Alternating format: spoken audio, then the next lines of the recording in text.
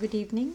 I am going to talk to you folks who are going to be working at the International Gala for the International Center in the at the Cotton Club in Gainesville.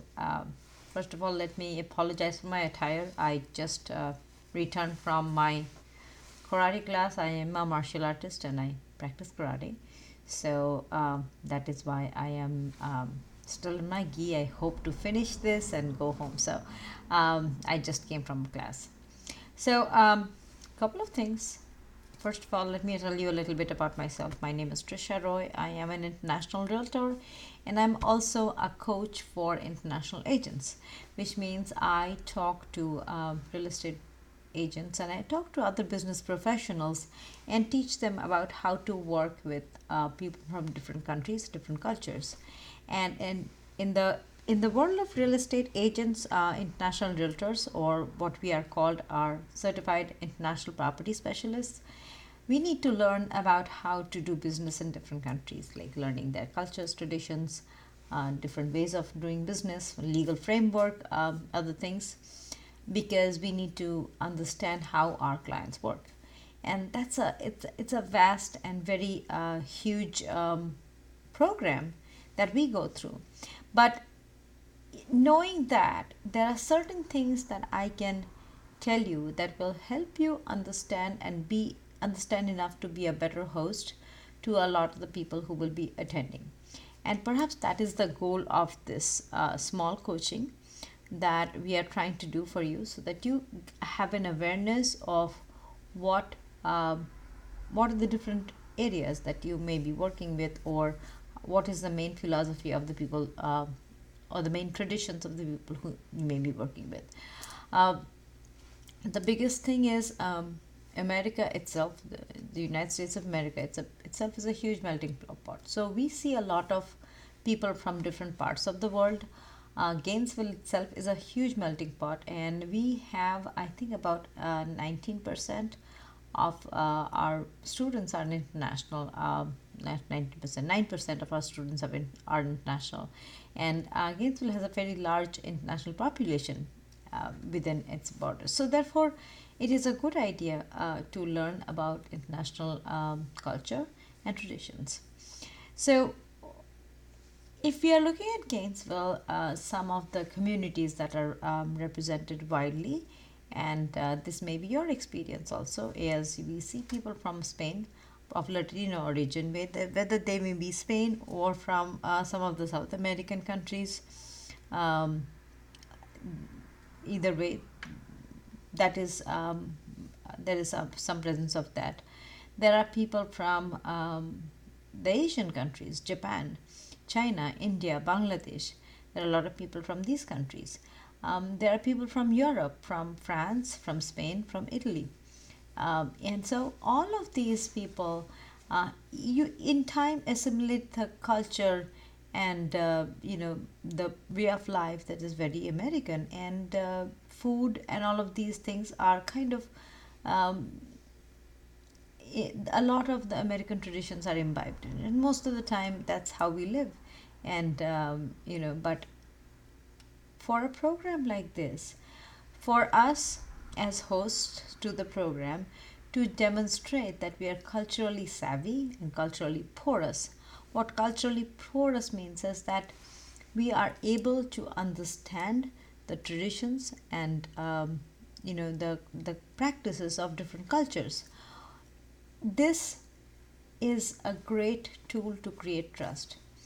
In the case of the International Gala, what this knowledge of culture and tradition will do is that impress to our guests that we have taken the time to get to know their culture. One of the most countries that we are working with a lot, and Japan. Japan has a very formal culture. So when you're meeting somebody from Japan, it would be a great idea not to kind of slap them on the back and be very familiar, because Japanese are very formal.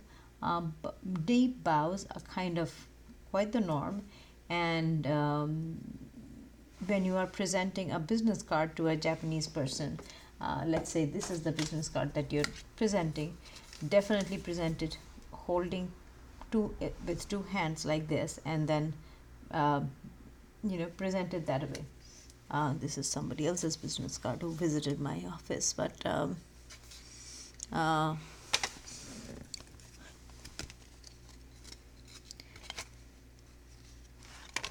so you would present a business card to a Japanese person facing them, not facing yourself, not this way, but facing them. Okay, that's very important thing. And then if somebody from Japan were to give you their business card, you don't just take it and then tuck it away. You take it with both hands, receive with both hands, and keep it with a great deal of respect into your pocket or wherever you would keep it. So the important thing about Japan is mostly that you should be formal and never take a person's first name. It is a great idea to address a person by their last name. If they have a title, to address a person by their title, because this will demonstrate to them that you are giving them respect. And the same thing with India and China. Indians also tend to be fond of their titles. If somebody has a doctorate, please call them doctor. If somebody is, has they're fond of who they are and what they achieve in life. So calling titles are are very important. And even with Indians, you would not take first names unless you're invited to do so. China is kind of similar. There is a lot of formality in all the Asian cultures. When we get deeper into Asian culture, it takes generally that in itself can take a whole day. But I'm going to try to just kind of give you an overview of how to present to Asian cultures. The biggest thing is bow, and then namaste is very Indian. I'm sure all of you are familiar with this one. Palms together, heart center, that's namaste, and then a deep bow at the waist. When you're folding at the waist, that's the bow for Japan and China. And just don't take first names. That would be important. Coming to Latino cultures and Spanish cultures, there's a lot of family is very important to family is important to other parts of the world too, but in Spanish cultures that's very important. They give a lot of importance to the closeness of family. Spanish are also great. A kind of culturally, Latino people are known for being a little bit tardy to an event, and they consider that normal. And especially people from the islands like Jamaica and all of those areas. And I know we have quite a few of that in town. I have a lot of friends who are from Jamaica and from Trinidad, all of those areas. And the culture is that time is fluid.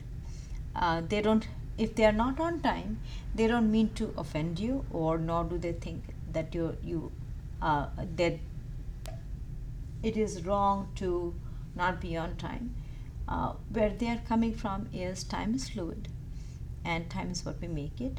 And they would not consider being late for an event as a slight to the hostess. So that's where they come from, and they are very musically oriented. They have some of the best senses of rhythm. They're some of the best dancers in the world. So if you have some Latino and Spanish origin people visiting, you will definitely have a lot of enjoyment from them if you provide good entertainment, which I provide. I think the event will. The French are, as the world knows, they are They're very friendly, a little bit formal, but they're very friendly. And the French are very fond of good food, good wine, good life. So therefore, good food will be very well appreciated by the French. And some other countries that were identified um, to me, I think, were one of them was Turkey. Um, Turkish people, Turkey is a huge melting pot. There's both the extreme Western cultures that are now happening a lot and taking over Turkey a lot, and there is the underneath it a lot of Indian cultures and traditions are in there. So Turkey can be a strange bag of contrast, and the biggest thing about such events like this is uh, we on an everyday basis we live with how we rule do our everyday. We don't, I mean, I don't wear a sari to my work, but I love wearing a sari.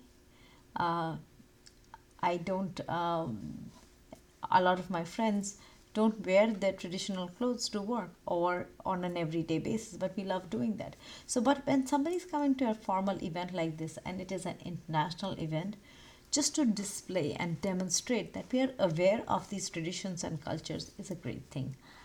Music and dancing and cultural events are very important to Indians also. And so, in various parts of the world, culture and traditions are very, very important. So, recognizing this is very, very important. And then, when you are helping host such an event, to demonstrate that you have taken the time to understand these cultures is a great idea. So, um, just be present in the area where you're representing, and do as much possible homework. I would say Google some of the areas and learn what stands out to you. Let's say you have a country which I have not talked about, maybe an African country or something. Um, there are different traditions and cultures all over the world, and it is impossible on a small training like this to cover everything. But what I would urge you to do is kind of with the country that you will be working in, with the area that you will be working in, do a little bit of research about what the people are like. And one of the things that happens to people who live in countries outside their own area is we tend to live in bubbles, in time bubbles. So I when I moved to the United States from India, I tend to think of India as what it was when I moved here. I don't necessarily understand India as it is now. And the more traditional you are, even though each of these countries you will see have evolved, and many countries have become very westernized, especially the Mediterranean area. Countries in the Mediterranean area have become very, very westernized now. But uh, the the people who live in this country, they have probably immigrated here a while ago, and they remember the countries from back when they moved here. So they will deeply appreciate anything that you present to them as far as you being culturally porous to their cultures and being understanding of their cultures. So I would say this is a great opportunity to learn something, to have fun with it, and if you make a mistake, make a papa, that may be something to share humor over, because the fact that you're trying will be of great importance to your guests. And uh, enjoy, have fun. My name is Trisha Roy.